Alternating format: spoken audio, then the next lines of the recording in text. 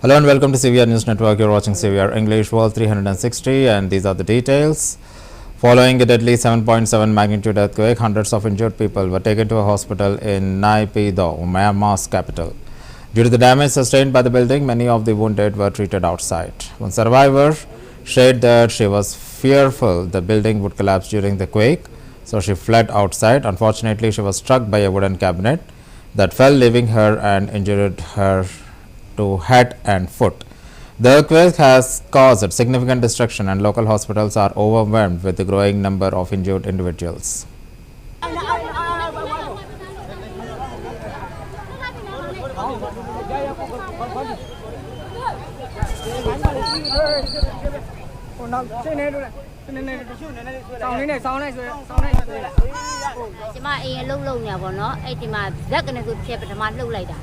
Lâu lại đây chị mà bà lẽ rồi vừa lên rồi bọn nó lên rồi nấu khách khi mà nấu đến đây lâu rồi cả nhà rồi đúng à và ví dụ nhà rồi cha với cha em bộ quá anh nuôi cha lâu lại đây chị nhà rồi và anh nhà rồi trái cha nó cho nó mini đây rồi đi mini đây rồi cứ cha mà lấy cháu trà này cho mà đi một phát lại cả bộ cáo vào cả bộ ví dụ bộ cha là cả nhà rồi khi đau này và bộ ví dụ cáo này bộ cha rồi cáo ngà rồi trong kia lâu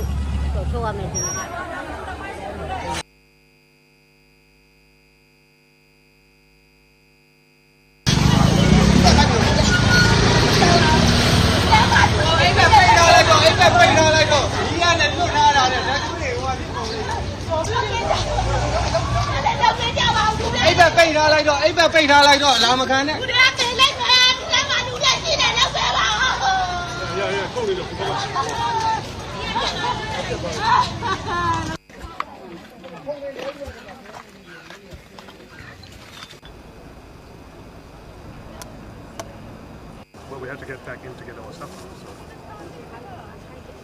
I was walking my dog. So what's your first time? My first time on here. That's what he's going to need if you want to do it through next. Yeah, it's Friday. Work from home and stuff like that. Yeah, right? I was even working from home. I was like, I did the morning news on Radio Canada, and I was like, what did you come from?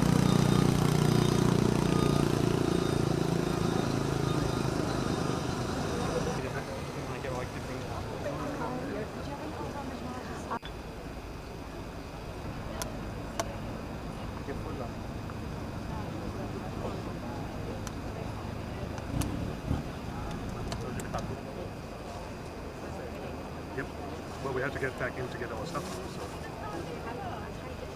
I was walking my dog. So what's your first time? My first time on here. That's what he's going to need if you want to do it through next. Yeah, it's Friday. Work from home and stuff like that. Yeah, right? I was even working from home. I was like, I did the morning news on Radio Canada, and I was like, what did you come from?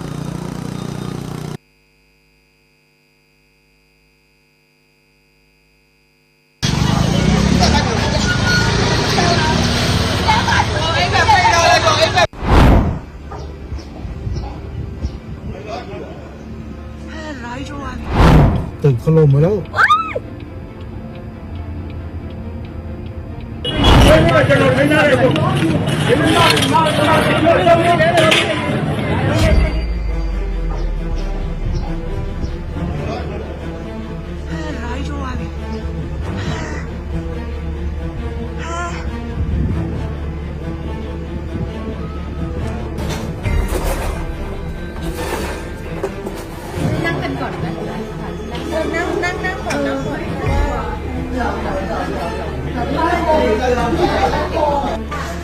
赶紧跑了吧，头好晕呀！ Myanmar's junta chief Min Aung Hlaing confirmed on the state-run TV that the powerful earthquake that struck the country has resulted in 144 deaths and left 732 people injured. In response to the devastation, the junta has declared a state of emergency and called for international aid to assist in the relief efforts. The quake has caused significant damage, and the government is working to address the immediate needs of the affected populations.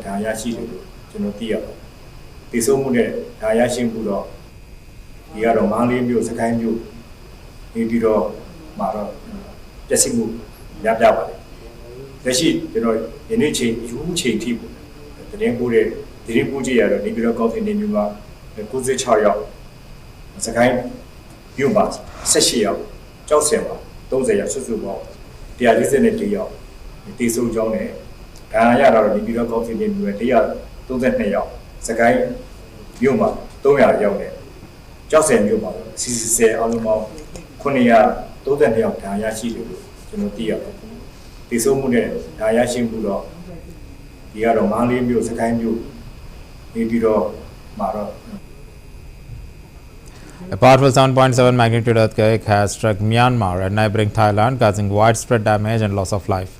In Thailand, the collapse of a building under construction in Bangkok has resulted in at least 3 fatalities, with dozen more still trapped under the rubble. Meanwhile, Myanmar has reported at least 20 deaths, with authorities declaring a state of emergency in the affected areas. The Myanmar government called for the international aid to assist the ongoing relief efforts to the full extent of the damage is being assessed. Rescue operations are underway in both countries as efforts intensify to save those trapped and provide support to the injured.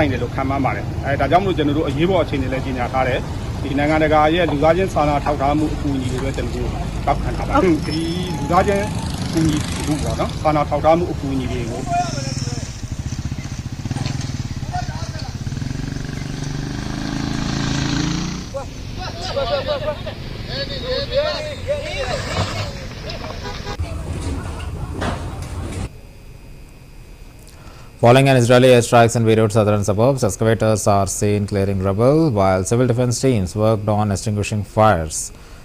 The strike marked the first such escalation since a ceasefire was agreed upon in November. The bomb came in retaliation to rockets fired from South Lebanon towards Israel, intensifying tensions in the region. As emergency teams continue their efforts, the strike has raised concerns over the fragile peace and the potential for further escalation between Israel and Lebanon.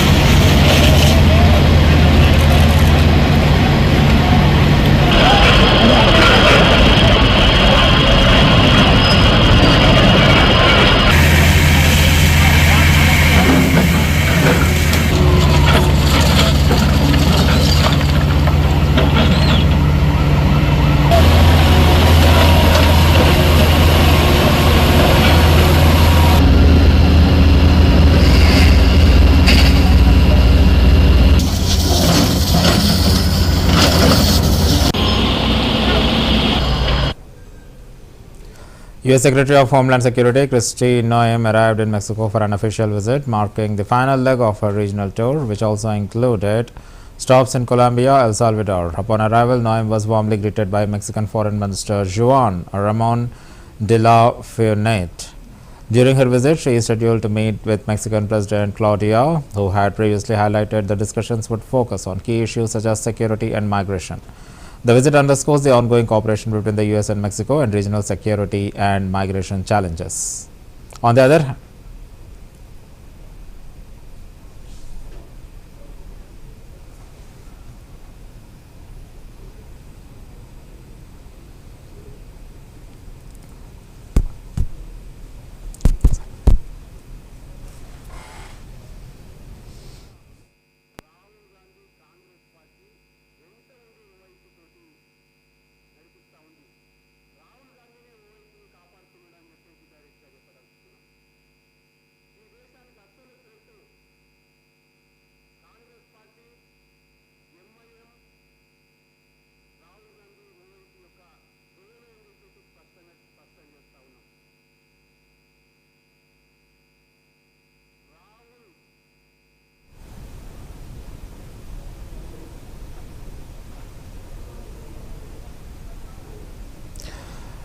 in a surprising and cinematic event, the Home Secretary of United States has even visited El Salvador prison, where the deportees from the U.S. to Venezuela are held.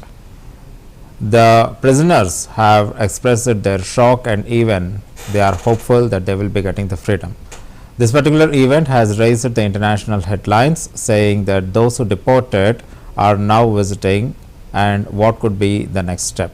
Whatever might be, this particular visual where the U.S. Home Secretary Kristi Noem visiting the prison will be remaining for much time in future.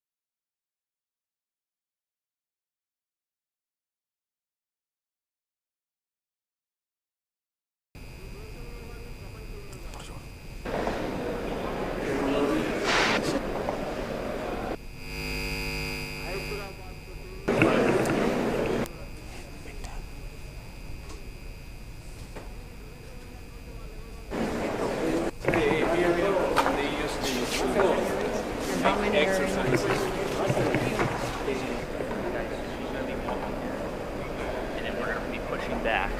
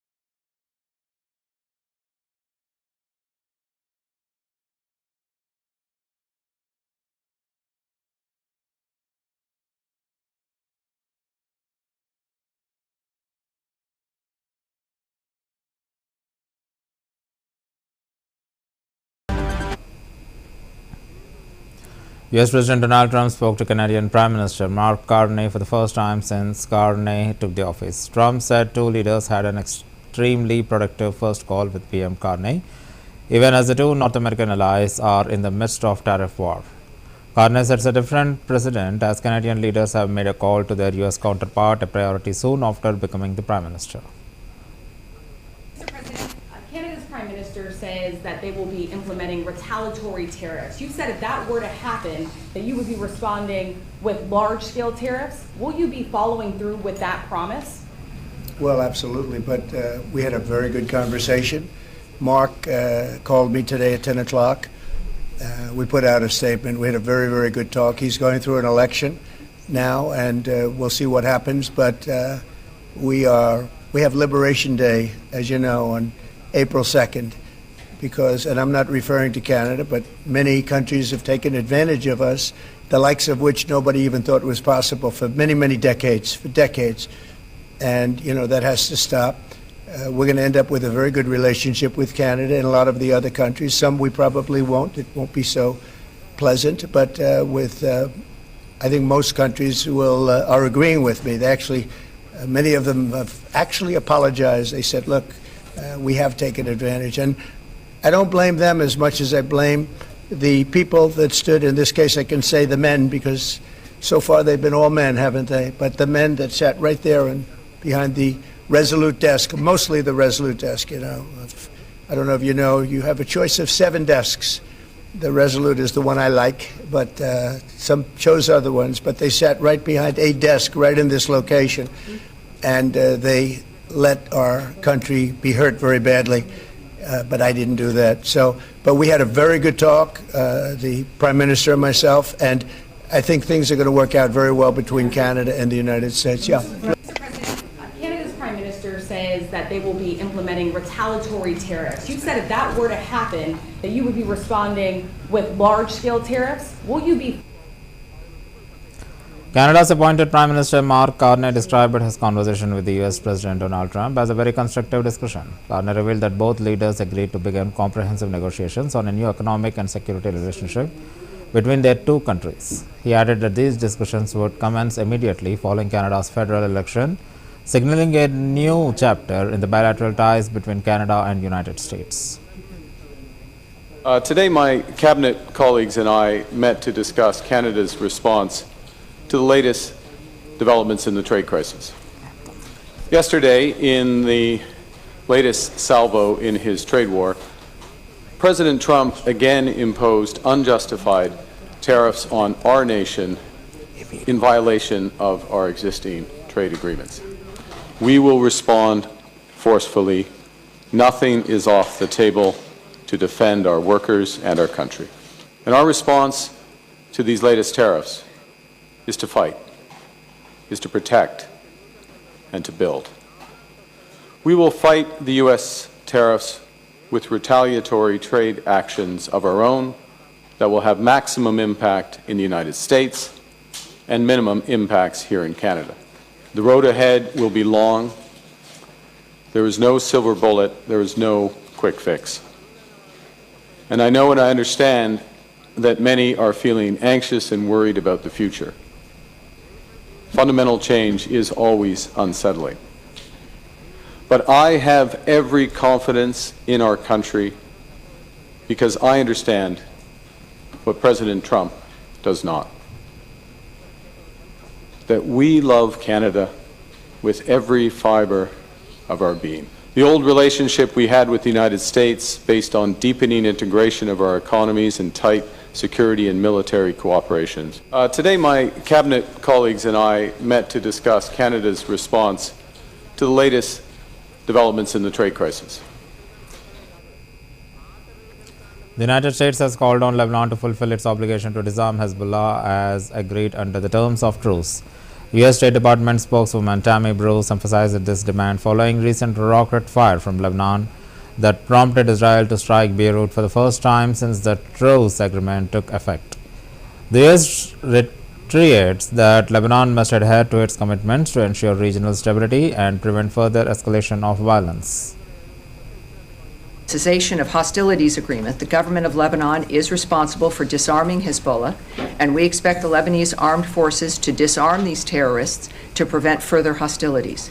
The reason that any attacks have happened is because terrorists launched rockets into Israel from Lebanon. That is a violation of the cessation of hostilities. It is a violation of the ceasefire when armed groups shoot rockets into Israel. Whether it's Hezbollah or whether it's Palestinian groups like Hamas, it does not matter. Israel has to respond as the United States would have to respond, or any other country would have to respond. Cessation of hostilities agreement, the government of Lebanon is responsible for disarming Hezbollah, and we expect the Lebanese armed forces to disarm these terrorists to prevent further hostilities. The reason that any attacks have happened is because terrorists launched rockets into Israel from Lebanon.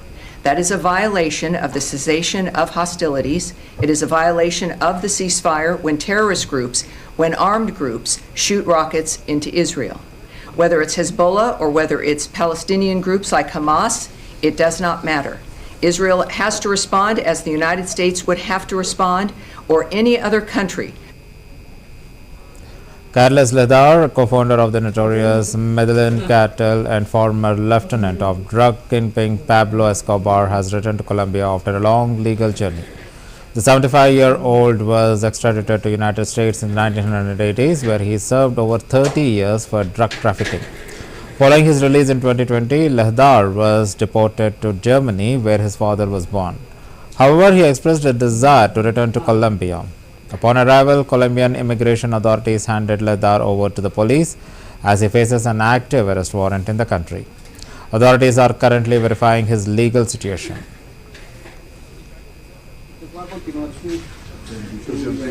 Ok, vamos analizando, tenemos todo listo.